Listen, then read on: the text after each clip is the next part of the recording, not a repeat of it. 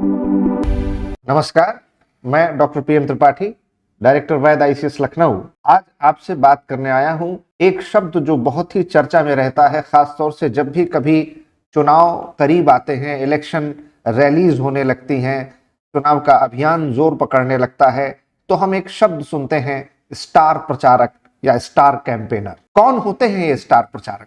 किसे कहते हैं स्टार कैंपेनर? क्या परिभाषा है इसकी? स्टार कैंपेनर के क्या कोई मानक, कोई नियम, क्या इसके लिए कोई कानून है? क्या इसके लिए कुछ व्यवस्था है? जैसे जैसे इलेक्शंस पास आते हैं, स्टार कैंपेनर शब्द हर जगह हमारे आसपास, हमारे न्यूज़पेपर्स में, हमारे प्रिंट और इलेक्ट्रॉनिक मीडिया में, हमारे आसपास की चर्चाओं में ये शब्द बहुत ज्यादा गूंजने लगता है। कल यानी कि 23 अप्रैल मंगलवार को 2024 में द हिंदू के एक आर्टिकल में रंगराजन साहब ने इसी को बताने की कोशिश की है। अगर आप देखें तो स्टार कैंपेनर आमतौर पर ऐसे व्यक्ति को कहा जाता है जो अपनी पार्टी या प्रत्याशी के लिए चुनाव प्रचार करता है, जिसका उद्देश्य होता है मतदाताओं को ज्यादा से ज्यादा बड़ी संख्या में आकर्षित करना, जिसके लिए उसकी कोशिश होती है कि वो चुनाव में रैलियां करके, रोड शो करके, जनता के बीच जा करके और जितने भी प्रिंट और इलेक्ट्रॉनिक मीडिया या सोशल मीडिया के माध्यम हैं, उनके जरिए वो वोटर्स को इस बात के लिए अपील करे कि उसके पार्टी या प्रत्याशी को भारी मतों से जिताएं, उनको ज्यादा से ज्यादा वोट दिलाने में ये स्टार कैंपेनर मदद करते हैं। ये स्टार कैंपेनर कौन हो सकते हैं? ये स्टार कैंपेनर किसी पॉलिटिकल पार्टी के सीनियर लीडर्स हो सकते हैं, या खुद बड़े लोकप्रिय नेता हो सकते हैं, या फिर ऐसी कोई सेलिब्रिटी हो सकते हैं जो कि अपने अपने क्षेत्र में विशेष नाम कमा चुके हैं, जिनका एक विशेष स्थान है।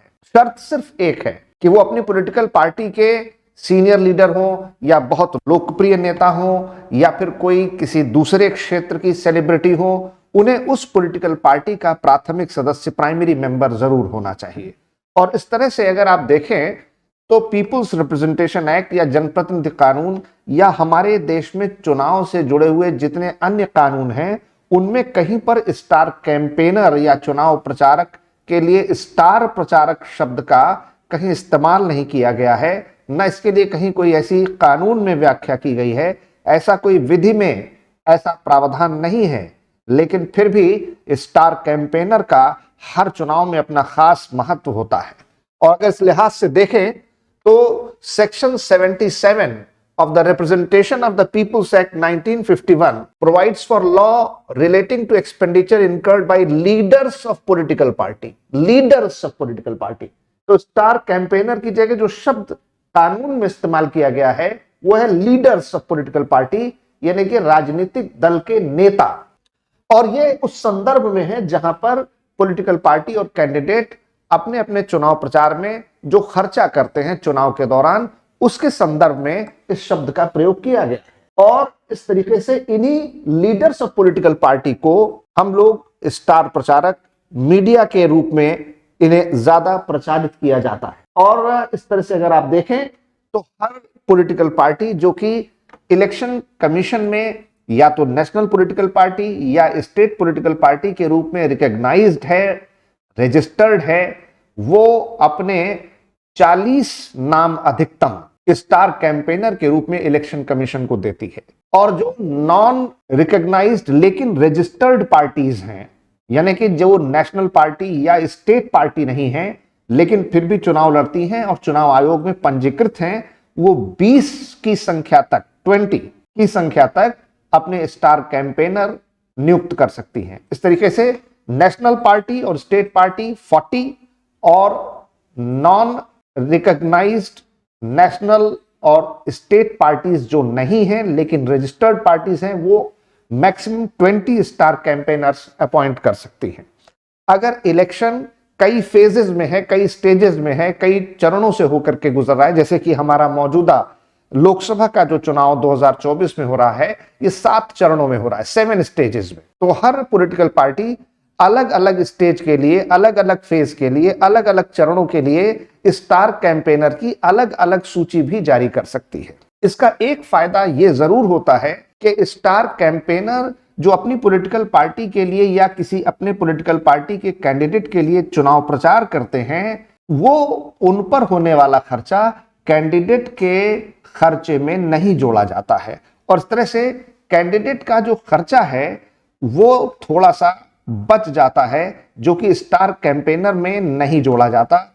हाँ, अगर वो स्टार कैंपेनर के साथ खुद कोई रैली करते हैं, जनसभा करते हैं जिसमें वो खुद भी मौजूद होते हैं, तो उसका 50% खर्चा जो है वो कैंडिडेट के साथ जोड़ा जाता है। और इस तरीके से अगर आप देखें तो चुनाव खर्चों की कुछ सीमा तय की गई है। बड़े राज्यों में जहां पर ज्यादा आबादी है, ज्यादा जनसंख्या है, चुनाव क्षेत्र अधिक हैं और लोकसभा सीटों की संख्या ज्यादा है, वहां 95 लाख रुपए तक एक कैंडिडेट अपने चुनाव प्रचार में अधिकतम खर्च कर सकता है। वहीं जो छोटे राज्य हैं, जहां पर सीटों की संख्या कम है, जहां पर आबादी कम है या क्षेत्रफल कम है, वहां पर अधिकतम 75 लाख रुपए एक कैंडिडेट अपने लोकसभा के इलेक्शन में खर्च कर सकता है। इस तरीके से ये जो 95 लाख रुपए और 75 लाख रुपए हैं, ये खर्चे में अगर स्टार कैंपेनर उनके लिए प्रचार करते हैं, अगर स्टार कैंपेनर उनके लोकसभा कॉन्स्टिट्यूएंसी में जाते हैं, अगर उनके लिए रोड शो करते हैं, रैलीज करते हैं, चुनाव जनसभा को संबोधित करते हैं या सोशल मीडिया के माध्यम से प्रचार करते हैं, तो उन पर होने वाला खर्चा कैंडिडेट के खर्चे के साथ नहीं जोड़ा जाता है। और ये अपेक्षा की जाती है कि ये स्टार कैंपेनर जो है इशू बेस्ड डिबेट करेंगे, यानी मुद्दों पर आधारित बातचीत करेंगे। मुद्दों पर आधारित बातचीत करने का मतलब ये है कि ये जनता से जुड़े हुए, जन सरोकारों से जुड़े हुए सवाल जनता के बीच में उठाएंगे। यानी कि इनसे अपेक्षा की जाती है कि ये धर्म, मजहब, मत, पंथ, जाति या इस प्रकार से समुदायों के बीच में किसी प्रकार का वैमनस्य फैलाने के लिए या किन्हीं भी तरह से अशांति पैदा करने के लिए कोई बातचीत नहीं करेंगे, बल्कि जनता से जुड़े मुद्दे, शिक्षा, स्वास्थ्य, आवास, पेयजल, विद्युत आपूर्ति, पढ़ाई लिखाई, ऐसे मुद्दे जो जनता से जुड़े हुए हैं उन पर बातचीत करेंगे। और किसी भी तरीके से कम्युनल हेट्रेड या सोशल पीस को जो चीजें नुकसान पहुंचा सकती हैं, ऐसे इश्यूज पर बातचीत नहीं करेंगे। और अगर ऐसा करते हैं, जैसा कि जनवरी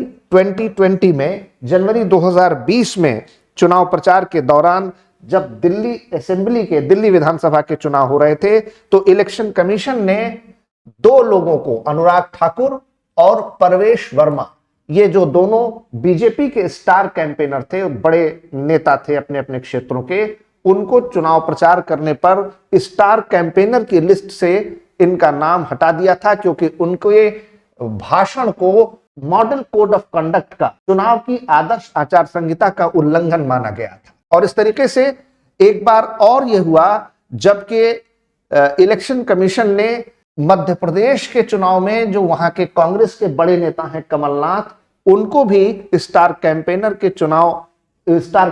की लिस्ट से हटाने का आदेश दिया। तो मामला सुप्रीम कोर्ट गया और सुप्रीम कोर्ट ने कहा कि इलेक्शन कमीशन को यह करने का अधिकार नहीं है। यानी ये पॉलिटिकल पार्टी ही तय करेगी कि उनका स्टार कैंपेनर कौन होगा, ये तय करना इलेक्शन कमीशन का काम नहीं है। हालांकि आर्टिकल 324 में चुनाव को शांतिपूर्वक निष्पक्ष ढंग से कराने की जिम्मेदारी पूरी तरह से चुनाव आयोग की है, इलेक्शन कमीशन की है। और इसलिए वो एक मॉडल कोड ऑफ कंडक्ट बना करके पॉलिटिकल पार्टीज के साथ बातचीत करके उन्होंने एक आदर्श चुनाव आचार संहिता तैयार की है, जिसमें इन बातों पर ध्यान दिया जाता है कि चुनाव के दौरान क्या करना चाहिए और क्या नहीं करना चाहिए। तो ये मॉडल कोड ऑफ कॉन्डक्ट या आदर्श चुनाव आचार संहिता किसे कहते हैं, अगले वीडियो में इस पर विस्तार से बात करेंगे। तब तक के लिए आप देखते रहिए वैद आईसीएस लखनऊ का पॉपुलर वीडियो, और आपकी जानकारी की वृद्धि करने के लिए, इजाफा करने के लिए हम ऐसे छोटे छोटे तमाम वीडियोस लेकर आते रहेंगे, जिसमें कि आप जान सकें कि इलेक्शन से जुड़ी हुई बातें क्या हैं। और आज हमने बात किया स्टार कैंपेनर पर, आगे बात करेंगे मॉडल कोड ऑफ कंडक्ट पर। धन्यवाद। जय हिंद।